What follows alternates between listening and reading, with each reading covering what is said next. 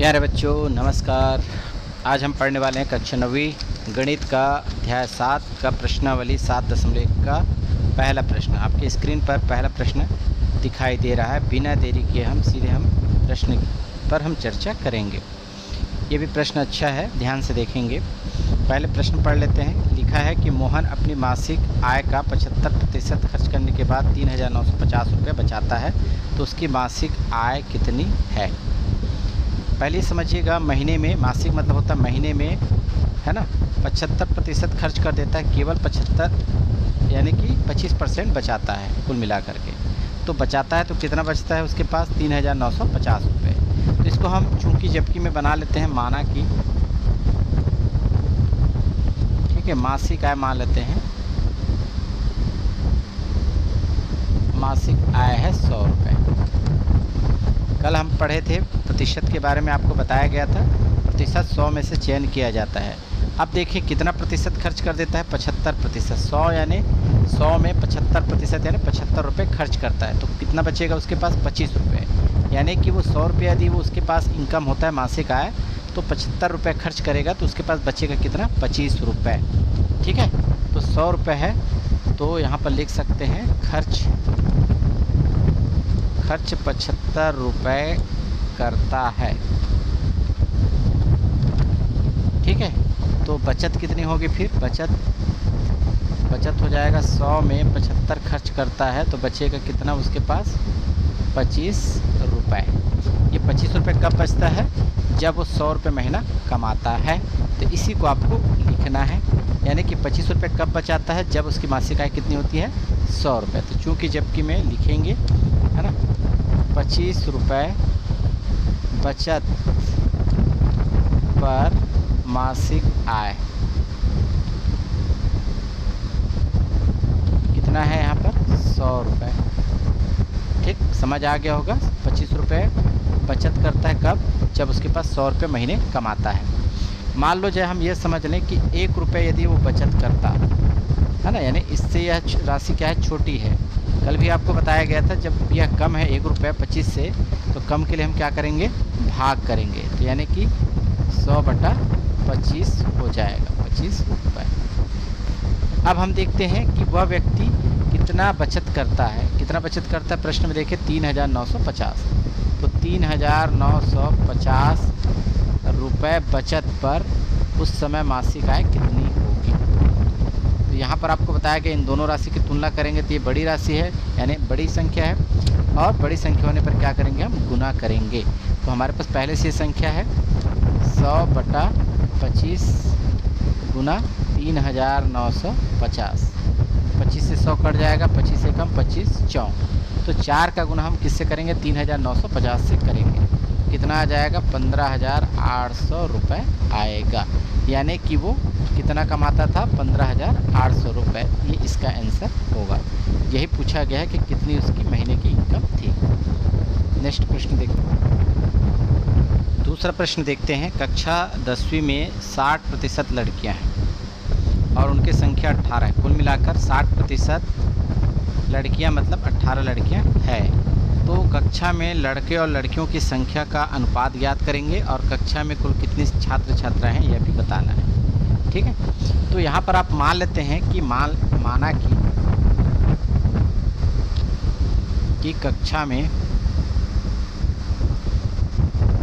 100 छात्र छात्राएं हैं। 100 छात्र छात्राएं हैं, मान लिया जाए। अब हम देखते हैं कि कितने लड़कियां हैं, 60% लड़कियां हैं। ठीक है ना, तो 100 में 60% यानी 60 लड़की। तो यहाँ पर हम कक्षा में बात करेंगे 60 लड़की में। 60 लड़की में तो लड़के कितने हो जाएंगे, 40। क्योंकि देखिएगा यहाँ पर हम रफ कार्य भी थोड़ा सा कर लेते हैं कि यदि 100 छात्र छात्राएं हैं, 60% लड़कियां हैं, तो 40% कितने होंगे, लड़के होंगे। तभी तो दोनों मिलाकर कितना होगा, 100% होगा। तो इस तरह से इसको आपको समझना होगा। चलिए आगे देखते हैं कि 60 लड़की में कितने लड़के होंगे, 40 लड़के। लड़कों की संख्या हो जाएगी 40। लड़कों की संख्या, ठीक है। यदि हम एक लड़की के बारे में ज्ञात करें, एक लड़की, तब लड़कों की संख्या कितनी होगी? चूँकि इन दोनों की तुलना करेंगे 60 और 1 की, तो एक लड़की क्या है? कम है, तो कम के लिए क्या करते हैं? भाग। तो 40/60 लड़कों की संख्या होगी। इसे आप और कम कर दीजिए, और कम करेंगे कितना आएगा? 2/3 लड़के होंगे, लड़कों की संख्या होगी। अब चूँकि लड़की कितने हैं? 18, तो यहाँ पर हम लिखेंगे 18 लड़की हो, तो ये इस दोनों की तुलना करें 18 लड़की, तब लड़कों की संख्या क्या हो जाएगी? इससे ये अधिक है, तो अधिक के लिए क्या करेंगे? गुना। तो 2/3 गुना यहाँ पर 18 से गुना करेंगे। 3 एकम 3, 3 छक्के 18, तो 6 गुना 2 कितना होगा? 12 लड़के होंगे। यानी कि उस कक्षा में 18 लड़की है तो 12 लड़के होंगे। ये 60% है और ये क्या है? 40% होगी। तो आपको पहले पूछा गया है दोनों का अनुपात, तो हम अनुपात ज्ञात करेंगे, अर्थात लड़कों की संख्या है ना, लड़कों की संख्या बटा लड़कियों की संख्या, दोनों का अनुपात निकाल लेते हैं। तो लड़कों की संख्या कितनी है? 12 और लड़कों की संख्या है 18। इसे कैंसिल करेंगे तो 6 दूनी 12 और 6 दिया 18, तो कितना आ जाएगा अनुपात में? 2:3। अब पूछा गया है यहाँ पर कुल कितने छात्र छात्राएँ हैं, तो यहाँ पर आप देख सकते हैं लड़कों की संख्या 12 है और लड़कियों की संख्या 18 है, तो दोनों को जोड़ेंगे, कुल संख्या में कितना आ जाएगा, है ना? बॉयज़ कितने हैं? है ना, 12 बॉयज़ और प्लस है 18 गर्ल्स, दोनों मिलाकर कितने होंगे? यहाँ पर होंगे 30। तो ये कुल छात्र छात्राओं की संख्या होगी। इस तरह से हम प्रश्न को आसानी से बना सकते हैं। चलिए हम आगे अब चर्चा करने वाले हैं सेल टैक्स के बारे में। प्रश्न नंबर 3 हम पिछले वीडियो में बता चुके हैं, तो चलिए हम देखते हैं बिक्री कर होता क्या है। बिक्री कर को अंग्रेजी में कहते हैं सेल टैक्स। इसे ज़रा ध्यान से समझेंगे।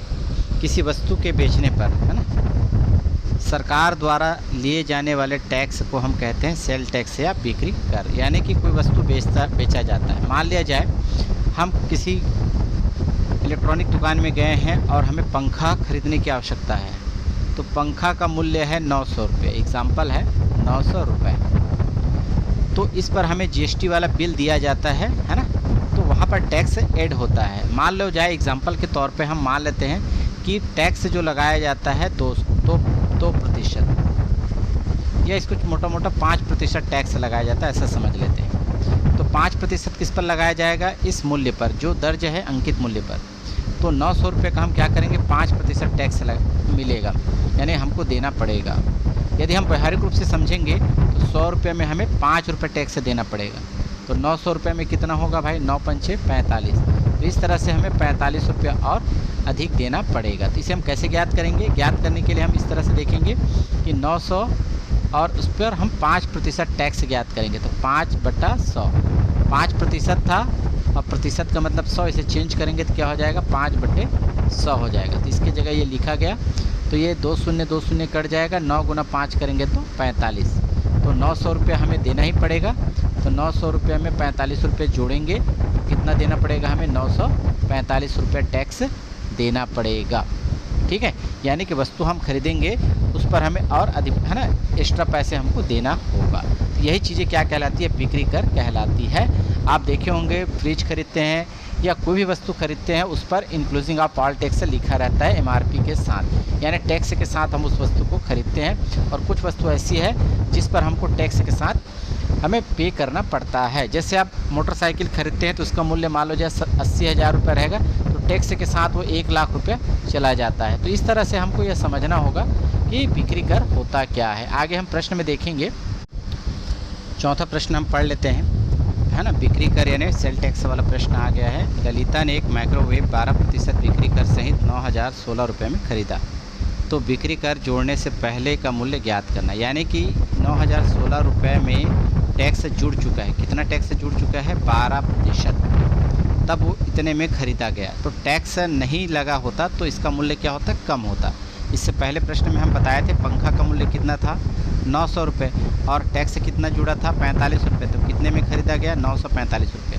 ठीक यहाँ पर वैसे ही प्रश्न पूछा गया है कि हम वस्तु को 945 रुपये में ख़रीद रहे हैं, तो है ना, कब खरीद रहे हैं, जब ये टैक्स जुड़ गया था, ये टैक्स जुड़ गया था। लेकिन इसमें भी पूछा गया है कि इसमें से टैक्स लगने के पहले मूल्य क्या था, 900 रुपये आया था, यानी कि ये मूल्य क्या था, कम था। ठीक है, टैक्स लगने के बाद हमें 945 रुपये में यह वस्तु मिला था। चले हम प्रश्न को अध्ययन करते हैं। मान लेते हैं कि माइक्रोवेव वस्तु का मूल्य 100 रुपये है। 100 मानेंगे ताकि हमको आसानी से समझ में आ जाएगा। अब इसमें बिक्री कर यानी टैक्स कितना लगता है, 12%, यानी 100 रुपये में हमको 12 रुपये देना पड़ेगा, है ना। यानी वस्तु यदि कोई 100 रुपये का है तो 12 रुपये उसमें टैक्स जुड़ जाएगा। तो 100 रुपये वाली वस्तु को हम कितने में खरीदेंगे, 100 धन 12 रुपये टैक्स दे करके 112 रुपये। ठीक है, तो ये अधिक मूल्य में खरीदना पड़ेगा। तो आपको यहाँ पर प्रश्न में क्या दिया गया, 9016 रुपये में खरीदा गया। तो इसी को हम उल्टा करके लिखेंगे। तो कैसे लिखेंगे कि जब, है ना, चूँकि 112 रुपये, ठीक है ना, बिक्री कर सहित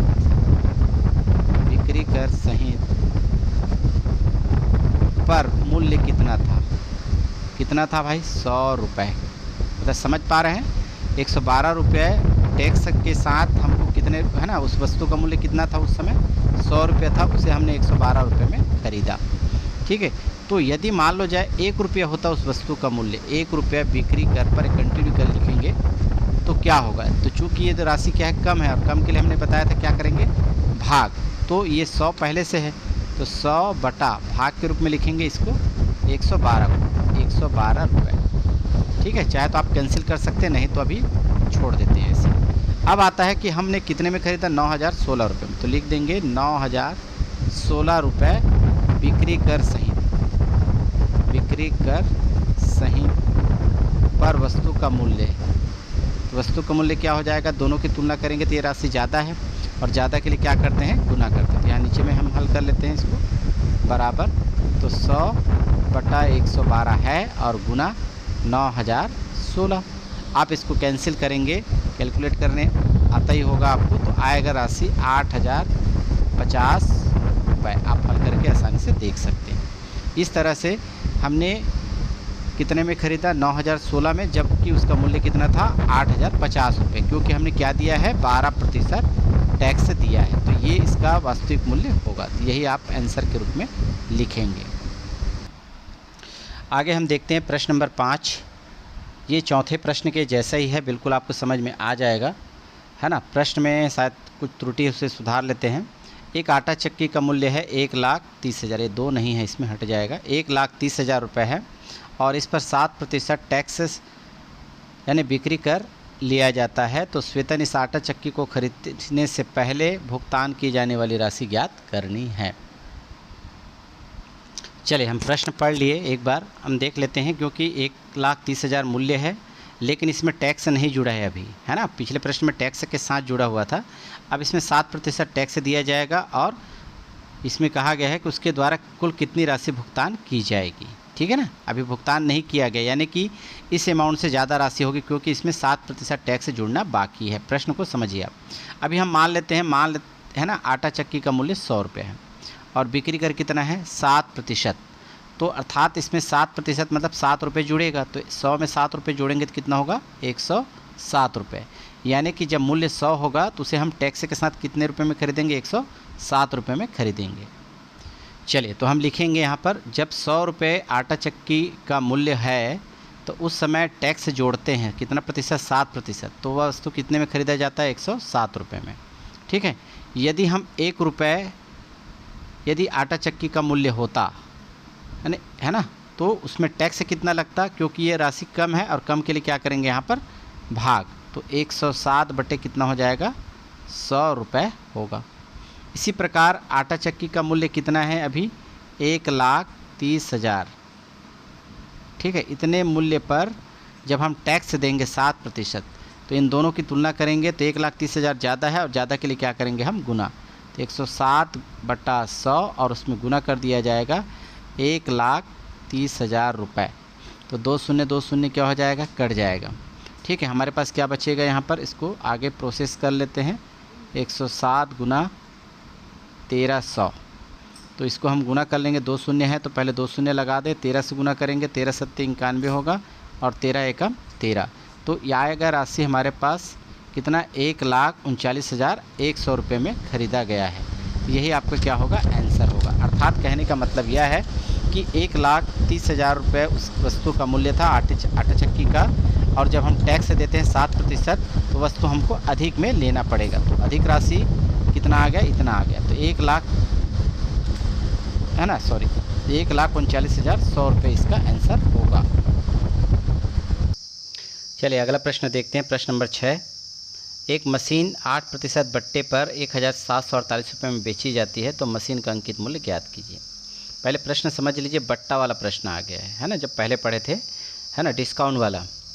बट्टा का मतलब होता है डिस्काउंट, ठीक है। कितना डिस्काउंट है, 8%। 8% मतलब 100 रुपये यदि हम किसी वस्तु का मूल्य मान लें, 8% यानी 8 रुपये के डिस्काउंट मिलेगा। तो चलिए मान लेते हैं कि मशीन का मूल्य है 100 रुपये। ध्यान देंगे अब बट्टा यानी छूट कितना है, 8%। अर्थात हम कह सकते हैं कि 100 में 8 रुपये की छूट मिलेगी। तो 100 में 8 रुपये घटा देंगे तो कितना बचेगा हमारे पास, 92 रुपये। यानी कि मान लो जब मशीन 100 रुपये का होता तो वह मशीन हमको कितने में मिल जाता, 92 रुपये में मिल जाता। इस कम राशि में मिल जाता क्योंकि हमको छूट मिल रहा है। तो हमको मशीन को इतने रुपये में बेचा जाता है, तो इसी को हमको क्या करना, मान के चलना है। तो हमको इसे मानना पड़ेगा सबसे पहले, ठीक है। तो यहाँ पर हम लिखेंगे चूँकि 92 रुपये। चलिए थोड़ा सा समय कम करने के लिए हमने कुछ पॉइंट लिख लिए हैं। देखो 92 रुपये है ना में हमको मिल जाता है वस्तु, यानी कि उनके द्वारा बेचा जाता है। यानी 92 रुपये में बेचने पर उस समय वस्तु का मूल्य कितना होता है या मशीन का मूल्य कितना होता है, 100 रुपये होता है। यदि उस मशीन को 1 रुपये में बेचा जाता है ना, 1 रुपये में, तो इन दोनों की तुलना करेंगे तो राशि क्या है, ये वाला कम है नीचे वाला। तो कम के लिए क्या करते हैं, भाग। तो पहले इसको लिखना पड़ता है। तो 100/92 रुपये होता, ठीक है। लेकिन हमने कितने में ख़रीदा या बेचा गया, उनके द्वारा 1,748 रुपये में बेचा गया। इतने पर बेचने पर मशीन का अंकित मूल्य कितना होगा। तो इन दोनों की तुलना करेंगे तो ये राशि ज़्यादा है, और ज़्यादा के लिए क्या करते हैं, हम गुना करते हैं।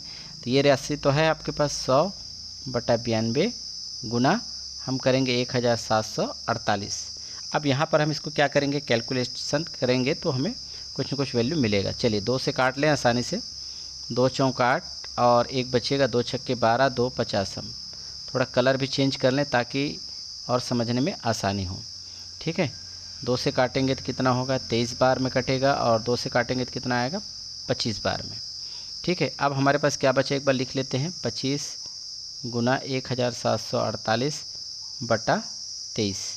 23 और 25 नहीं कैंसिल होगा, लेकिन अब 23 से 1,748 को हम कैंसिल कर सकते हैं। आगे हम 23 को 1,748 से हम कैंसिल कर सकते हैं। 23 से कम 23 और 23 सत्ते जाएगा 161, है ना।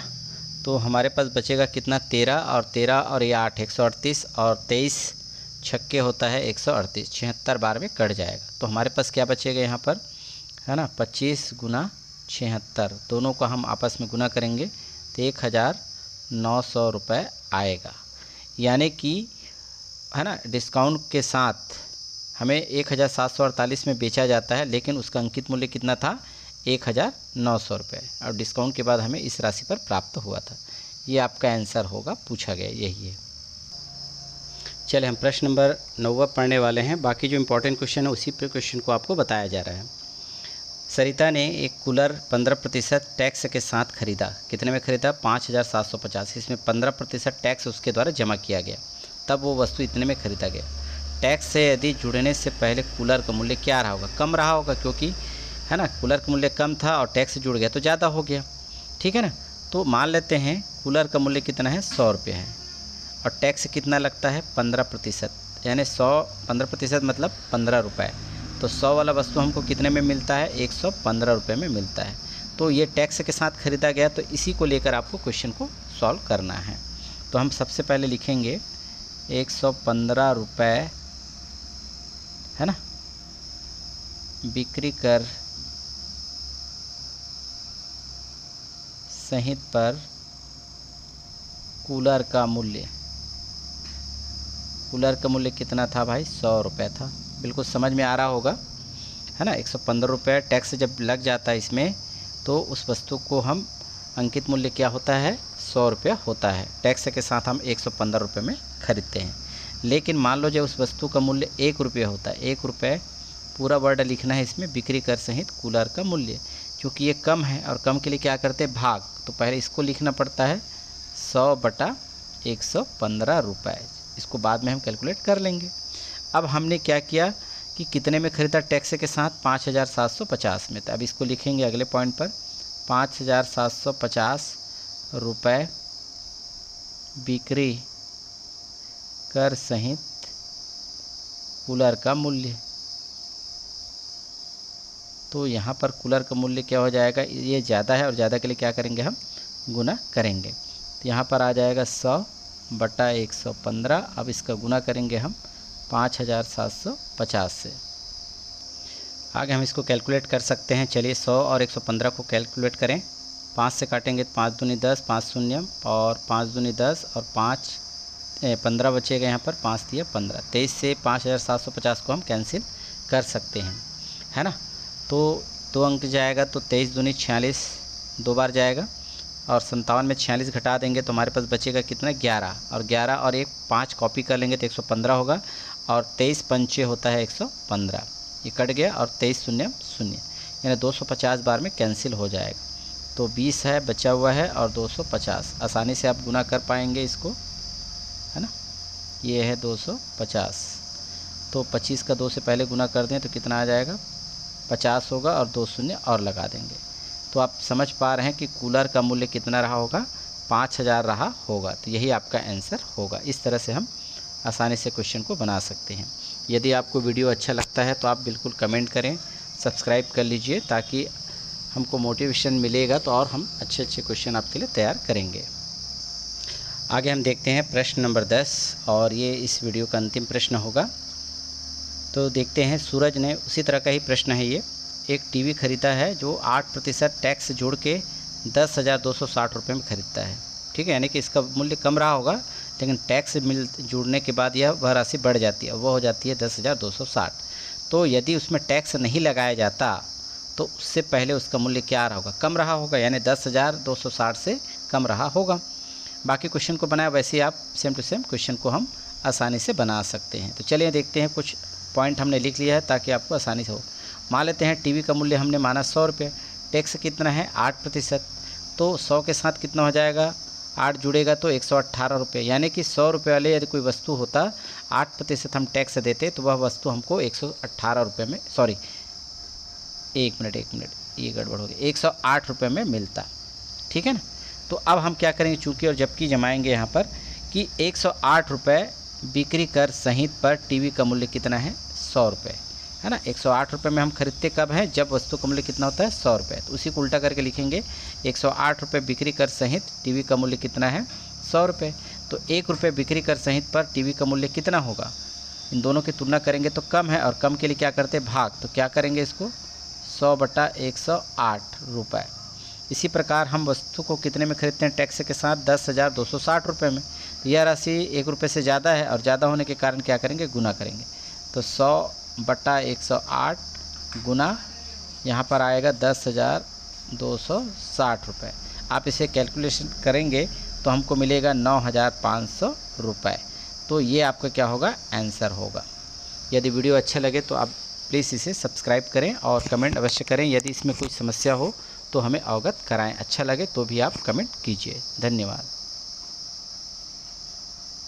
Thank you.